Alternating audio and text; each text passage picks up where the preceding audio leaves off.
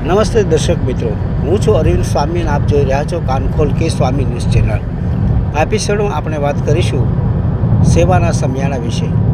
અમે આમ તો પ્રયાગરાજથી દર્શન કરીને આસ્થાની ડૂબકી લગાવીને ઉજ્જૈન તરફ જઈ રહ્યા છીએ।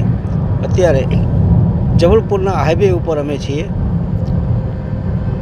જબલપુરના હાઈવે ઉપર બરાબર ભાજપ એટલે અહીંયા જે પાટણ અને મિઝલ આ બે ગામ જે કહેવાય, શહેર કહેવાય છે, એના વચ્ચે એક ધારાસભાની સીટ છે અને એના ઉમેદવાર છે બિશ્નોઈ સાહેબ।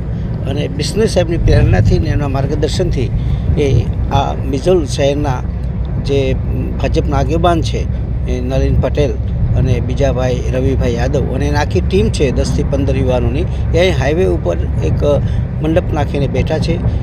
જેટલા લોકો પસાર થાય છે આવતા જતાં, પ્રયાગરાજ તરફ જતા હોય કે પ્રયાગરાજથી પરત આવતો હોય, એ બધાને એ રાત દિવસ પીવાનું ઠંડુ પાણીની બોટલો પણ વિનામૂલ્યે આપે છે।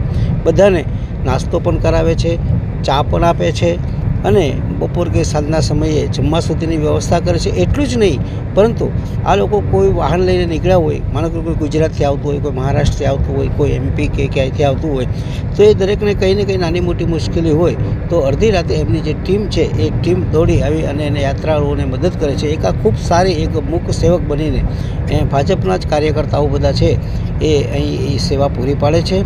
આપણે એ બધાને ધન્યવાદ આપીશું। અમે પણ અહીંથી હાઈવે ઉપરથી પસાર થતા હતા એટલે એમનું બેનરને આ બધું જોઈને અમે રોકાઈ ગયા અને એમની સાથે અમે પણ એક નાનકડી એવી મુલાકાત કરી, જે હું તમને એક બીજા નાનકડા વિડીયોમાં તમારી સાથે શેર કરું છું।